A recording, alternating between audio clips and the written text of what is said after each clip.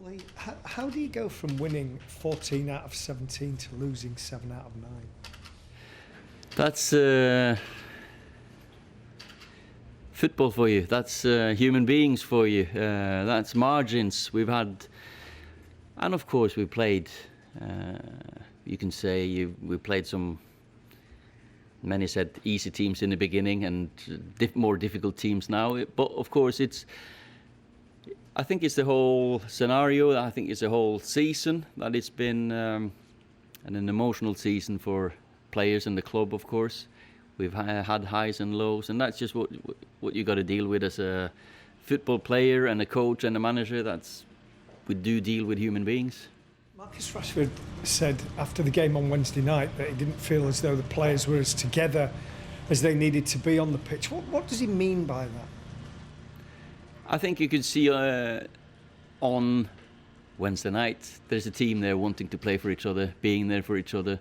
We weren't doing our jobs the game before against Everton. No, we weren't. And of course, it's a boy who was hurt. Rash is really hurt by losing the derby. I think we all are, but the eye-opener was the Everton one.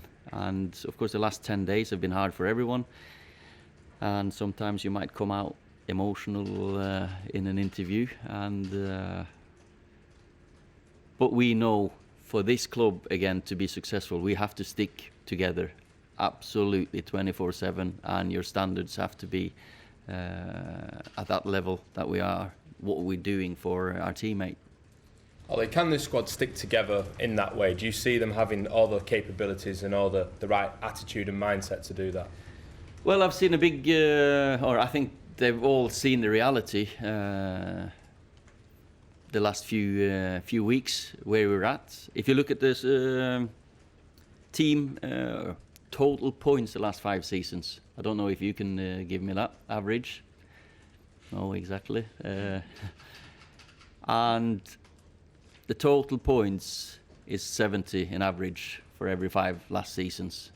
We're now on 64, so that's where we're at. That's the reality that we are in, that we are now round about where we have been the last 5 seasons, and that's not good enough, and that's not just down to the last 6, 7, 8 games. That's where we are at the moment, and it has, as I've said before, we've got a great challenge ahead of us to get us up challenging again. Ole, on Paul Pogba, Yep. are you able to guarantee that he'll still be here next season, or is that just impossible for you because this is football and you never know? Well, I can. You can't guarantee anything in football, but yes, I think Paul is going to be here. I can assure you that he is now very determined to succeed at Man United. How do you sort of assess him? Because he seems to be the lightning rod for this team. When you're doing well, he's amazing. When you're not doing so well, it's all his fault.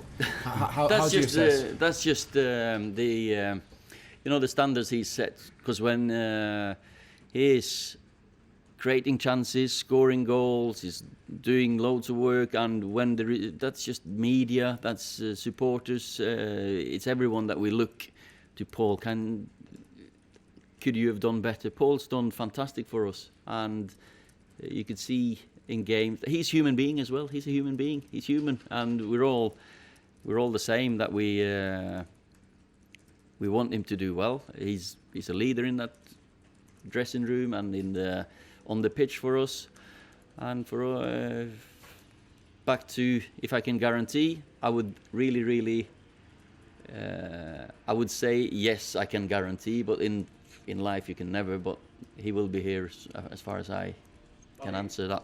Sorry, is he the kind of leader though that you feel that Manchester United need? You say leader, he's got leadership qualities, but if you think back to the great captains and you think back to a Roy Keane that you know very well, I mean, is United crying out for that kind of a character?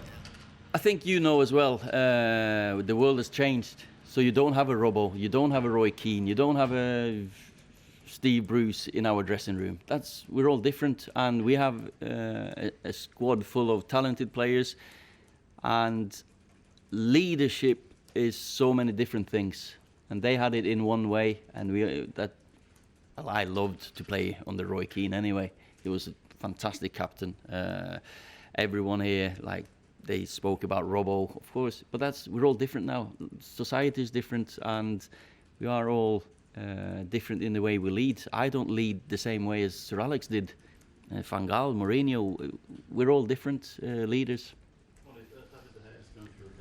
At the moment, Gary Bailey, the former keeper here, has said that the time has come to take him out the firing line, out the side, to let him clear his head. Is that something you've considered, or no?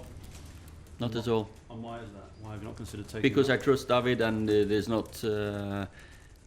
He's for me been the best player United have had the last 6-7 years, and he's been absolutely outstanding. And going through tough patches, it's just part of a footballer's career, and David will be fine, no worries. His contract situation and the fact his future's uncertain is having an impact on his form, because it does seem, for a player who's been so consistent, it does seem quite odd. That's something you have to deal with as well as a footballer. You don't always have a contract for 5 or 10 years or 3 years or 2 years. That's his situation. I think David's coming in every single day doing what he should be doing.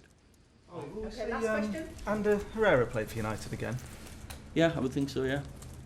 3 games left of the season, and Anders, he's been training, he's been enthusiastic, he's been...